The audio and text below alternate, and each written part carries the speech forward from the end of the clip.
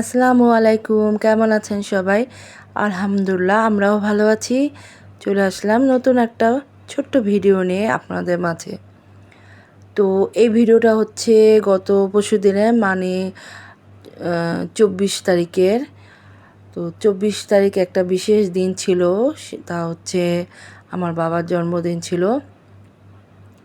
তো আমার মা তো কিছুদিন আগে পা পুড়ে গিয়েছিল, গরম পানি পরে ভিডিওটা তো দিয়েছি, তাই আমরা সেদিন কিছু করি নাই।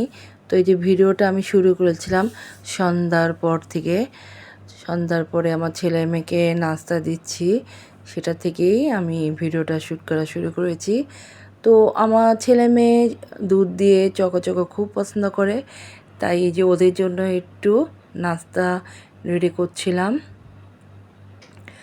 তো একটু গরম দুধ দিয়ে চিনি দিয়ে, আমার ছেলে একটু চিনিটা বেশি খায়, যদিও আমি অনেক বলি তারপরেও শুনে না।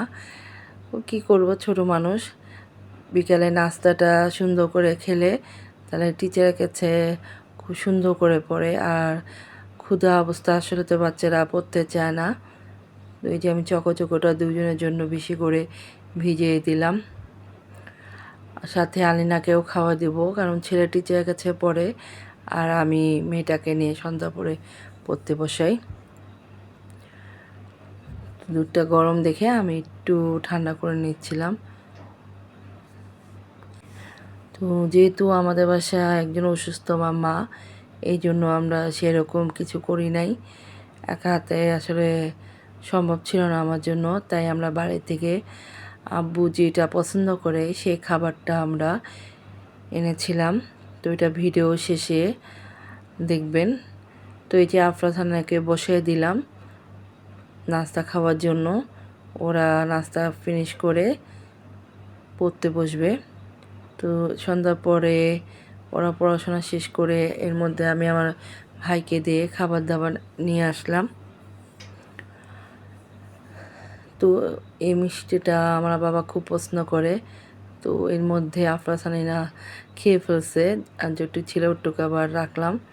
আর এই যে নান আর গ্রিল, নান রুটি আর গ্রিল আমার বাবা খুব পছন্দ করে, যদিও আমার বাবা বাইরের খাবার তেমন পছন্দ করে না, পছন্দ করার মধ্যে নান আর গ্রিলটাই পছন্দ করে, ড্রাই ফ্রুটটা। তো এই যে বাবাকে জোর করে বসাই দিলাম যে তুমি আগে বসো, কারণ তোমাকে একটু ভিডিও করব।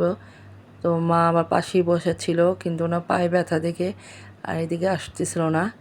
তো আব্বুকে আমি বললাম যে তাহলে তোমাকে একটু আমি খাওয়াটা বেড়ে দেই। আসলে আমার বাবার শরীরটাও বেশি ভালো না, আমার বাবা মার জন্য প্লিজ দোয়া করবেন আপনারা। এই যে আমি বাবাকে নান দিয়ে তারপরে মাংস দিচ্ছি। একটা কথা বলি, যদি আমার ভিডিও আমার বাবা মা দেখে, তারপরেও আমি বলছি, আমার বাবা কিন্তু খাবার নিয়ে খুব খুঁতখুঁতা করে, তাকে প্রথমে এক গাঁটটি খাবার দেওয়া যায় না, একটু একটু করে তাকে খাবার দিতে হয়, অল্প অল্প করে খায় তারপরে বাকিটা দিতে হয়। তো যাই হোক, আমার বাবা মার জন্য দোয়া করবেন, আর আপনারা সবাই ভালো থাকবেন। তো চলে যাচ্ছি, ভিডিওটা ভালো লাইক করবেন, আপনারা সবাই ভালো থাকবেন। আসসালামু আলাইকুম।